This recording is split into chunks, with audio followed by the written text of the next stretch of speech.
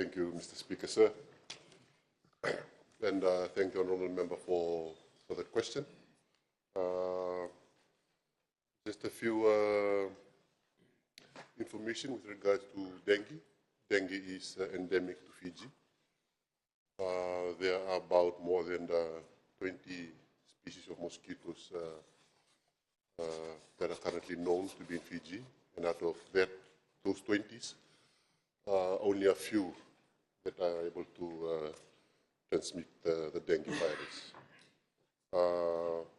And the mosquitoes that do transmit dengue virus usually do their work early morning, and before sundown, as we were briefed in Cabinet by the team at CDC. Therefore, the spraying, which is usually done early morning and before sundown, that's why the spraying is done in such cases. Nevertheless, to answer your case, yes, there were outbreak declared in the Western Division, Central and Northern Division, and the declaration was done so because of the numbers that had escalated within those periods. And you rightly mentioned a question on the outbreak, the status as it is. I'll just give you the overall numbers.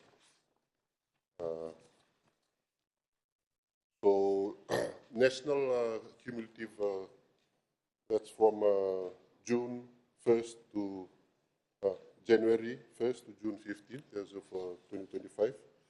There has been 10,969 cases, cumulative cases. Western Division, 4,960. Central Division, 2,868. Northern Division, 2,867. Eastern Division, 274.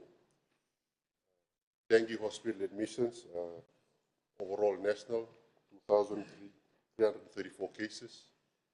Western Division, 1,164 cases. Central Division, 455 cases. Northern Division, 655. Eastern Division, 60. In terms of deaths, from Jan 1st to June 22nd, 2025, there has been a total of 8 deaths. Western Division 5, Central none, Northern Division 3. And in terms of the current trend as it is, we currently have 562 cases.